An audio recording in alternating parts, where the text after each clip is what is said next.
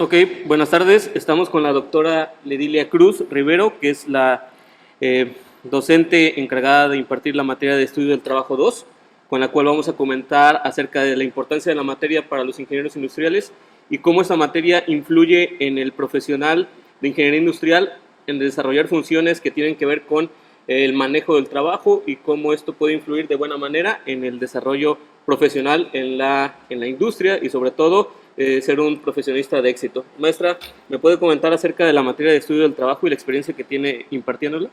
Hola, pues gracias César por la invitación. Pues fíjate que la materia de estudio del trabajo forma una parte fundamental de lo que es ingeniería industrial, en el entendido de que todas las materias que se imparten en el área de ingeniería industrial pues son sumamente importantes. Sin embargo, la materia de estudio del trabajo hay que recalcar que se basa en ingeniería de métodos.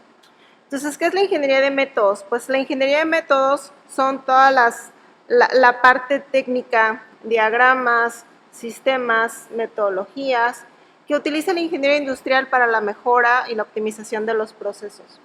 Entonces, el estudio del trabajo, tal cual como está en el programa de Tecnológico Nacional de México, está dividido en dos, que es estudio del trabajo 1, estudio del trabajo 2.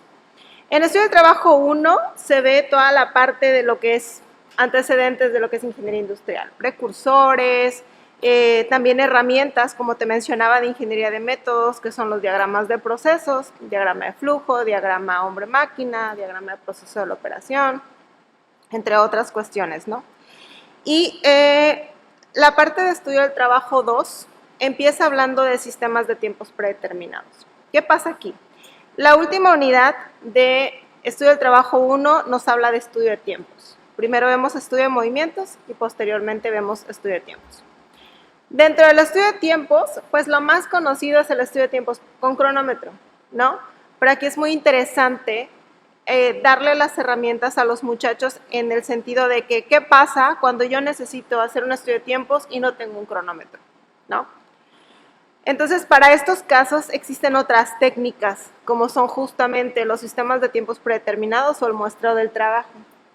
Entonces, en estudio del trabajo 2, que es la materia que se va a impartir durante este periodo, 2004, ahí nosotros vemos que existen diferentes métodos o sistemas que nos permiten analizar el tiempo a partir de los micromovimientos. Todo viene a partir de un estudio de movimientos, ¿no? Que fue derivado por los Gilbert, por los esposos Gilbert. Y todos esos micromovimientos registran una serie de tiempos. Es importante mencionar que los sistemas de tiempos predeterminados pues son varios. Está el MOS, el MODAPS, el MTM, el Work Factor, con todas sus divisiones. Sin embargo, hoy por hoy, de los métodos que más se utilizan pues es el MOST. El MOST es la técnica de secuencia de operaciones de Maynard, ese es el significado en español, y lo que hace es, a partir de una tabla, poder identificar los tipos de movimientos que el operario realiza y a partir de ahí nosotros poder calcular el tiempo. Okay. Entonces, de pronto es bien interesante comentarle a los estudiantes, porque la primera pregunta que yo les hago es, ¿cómo mido el tiempo si no tengo un cronómetro? Entonces me dicen, no, pues no hay manera. Pues ahí está. Yo siempre hago la alusión de que los sistemas de tiempos predeterminados es como cuando en química trabajamos con la tabla periódica, ¿no? Bien. Entonces, en ese sentido, pues tú no vas al laboratorio a ver cuántos electrones de valencia tiene en la última capa el oxígeno, ¿no? No, o sea, tienes la tabla periódica y ahí haces tus cálculos y tus fórmulas. Lo mismo pasa con esta metodología, o este método, que es el método MOST, que deriva del MTM. El MTM es uno de los precursores. Bueno, pero a partir de ese método MOST, pues lo que hacemos es analizamos los micromovimientos que realiza el operario y a partir de modelos de secuencia, que así se llaman, hay 3 modelos de secuencia diferentes, yo puedo identificar los tiempos que un trabajador realiza. Entonces está muy padre porque yo puedo hacerlo de manera real, o sea, observando al trabajador en ese momento o en un supuesto, como los problemas razonados. Supongamos que un operario camina 4 pasos, levanta una herramienta, realiza tal actividad y puedo calcular el tiempo. Súper bien. Entonces esto, maestra, es algo interesante para el profesionista, pero bueno, con la explicación que muestra, el estudiante que nos está viendo que no sienta pánico, que sienta miedo de llevar esta asignatura. ¿Cuál sería la clave para que el estudiante salga bien librado de la materia y sobre todo se lleve la competencia, que es lo más importante, que no se pierda entre tantas metodologías, entre tantos pasos y pueda obtener la sustancia importante que es llegar a la industria y saber cómo aplicarlo? ¿Cuál sería la clave que usted considera después de tantos años dando la materia? Es bien importante identificar en qué actividades sí se puede aplicar el método de sistemas de tiempos predeterminados, no en todas se puede utilizar. Se recomienda para elementos cortos, no para actividades tan largas, ¿no? Aunque se puede dividir, se puede clasificar. Número 1, tengo que identificar si el método se puede o no se puede aplicar, ¿no? Número 1.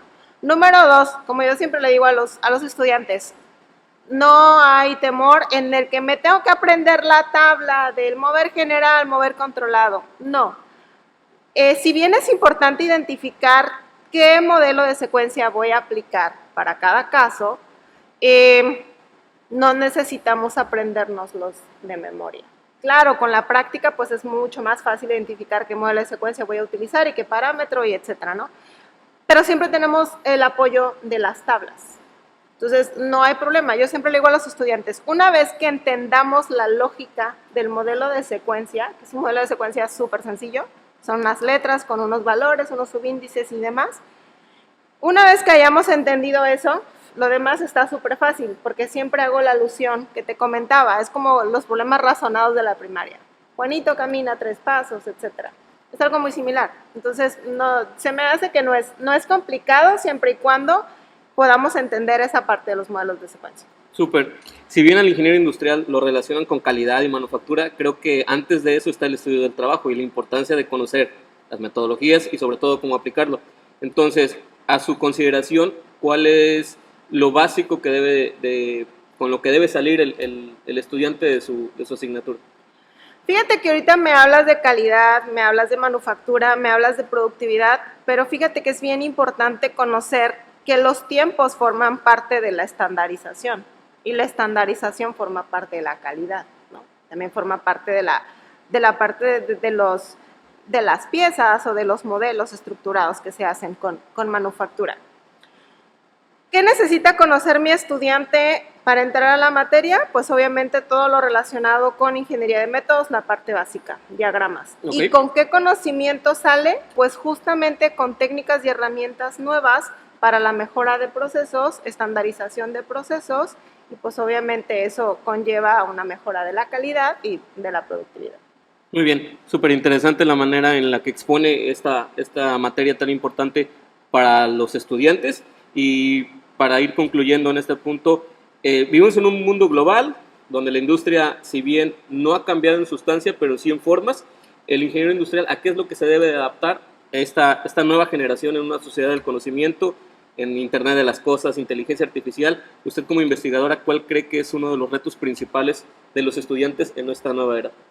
Fíjate que yo siempre le comento a mis estudiantes que una premisa del ingeniero industrial es la mejora continua.